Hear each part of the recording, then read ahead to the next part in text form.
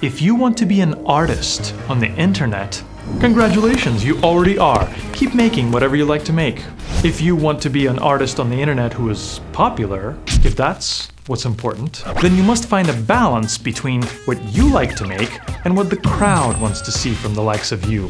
The elusive viral coefficient. So an artist works hard and tries different things. He might start out making some incredibly labor-intensive hyperlapses of buildings, but not receive much of a reaction, so he moves on to stop-motion animation and funny "this is how I" effects with varying degrees of audience appreciation, but he's still not Vine royalty.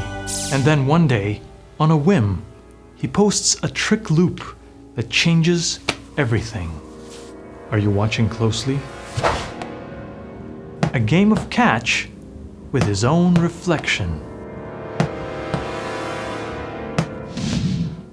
Okay, what?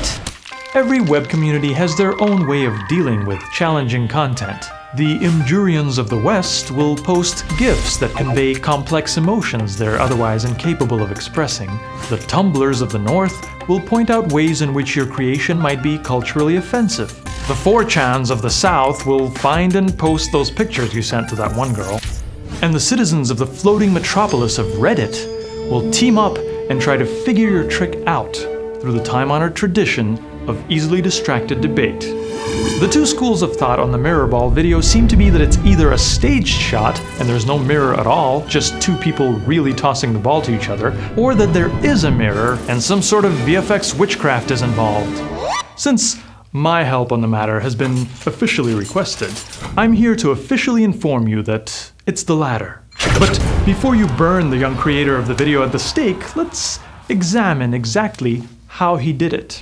It's a clever trick because it uses physics and optics to do most of the work, and just a touch of digital manipulation to complete the illusion. Thrown at just the right trajectory and with the right amount of force, the ball hits the mirror at the apex of its arc, so that the bounced reflection looks identical to what it would have looked like if the ball continued to travel past the mirror. What seems like a toss into the mirror and back is actually two identical bounces against the mirror. During the first, the camera follows into the reflection. During the second, it follows back to the hand.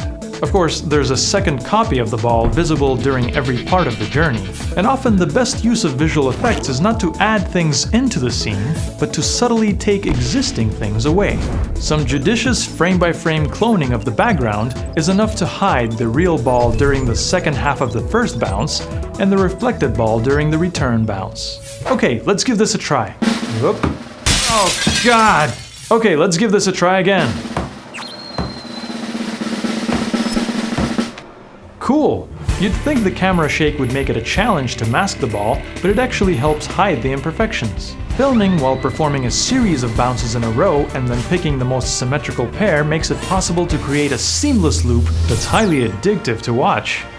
Ladies and gentlemen, please welcome YouTube personality Captain Disillusion. Web videos. A seemingly random jumble of ones and zeros converted into moving pictures have the power to amuse, outrage, and arouse us. Some even have the power to do all three at once, if you know what I mean. And the winner of today's internet is Mirror Ball by animator Kevin Parry. This is the first award and 426th nomination for Kevin Parry. Coming up, King Batch and Zach King.